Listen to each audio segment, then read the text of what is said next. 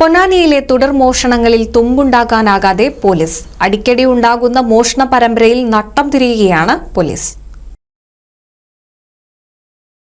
പൊന്നാനി നഗരസഭയുടെ വിവിധയിടങ്ങളിൽ മോഷണ പരമ്പര പതിവായിട്ടും 350 പവൻ സ്വർണ്ണാഭരണങ്ങൾ മോഷണം പോയിട്ടും മോഷ്ടാക്കളെക്കുറിച്ച് തുമ്പുണ്ടാക്കാനാകാതെ പോലീസ് ഇരുട്ടിൽ തപ്പുന്നു. മാസങ്ങൾക്കിടെ 30-ലധികം കടകളിലും കഴിഞ്ഞ ദിവസം അടച്ചിട്ട വീട്ടിൽ കോടികൾ വില വരുന്ന സ്വർണ്ണാഭരണവുമാണ് മോഷണം പോയത്.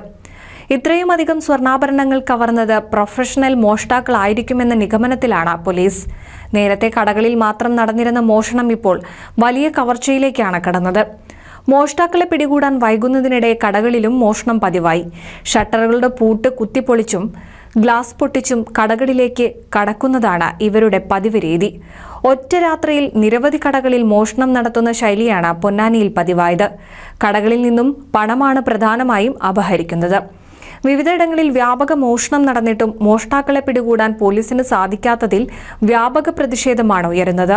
കടകൾ കുത്തിത്തുറക്കുന്ന മോഷ്ടാക്കളുടെ CCTV ദൃശ്യങ്ങൾ ലഭിച്ചിട്ട് പോലും തുടർ മോഷണങ്ങൾ നടക്കുന്നത് പോലീസിന്റെ നിഷ്ക്രിയത്വം മൂലമാണെന്നാണ് വ്യാപാരികളുടെ ആക്ഷേപം.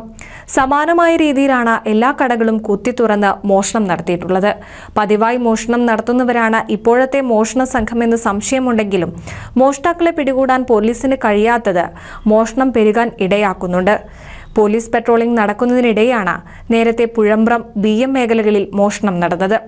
വ്യാപാരികളെയും നാട്ടുകാരെയും ഭീതിയിലാക്കിയ മോഷ്ടാക്കളെ പിടികൂടാൻ സാധിക്കാത്തത് പോലീസിന്റെ പിടിപ്പുകേടാണെന്ന പരാതിയും വ്യാപകമായി.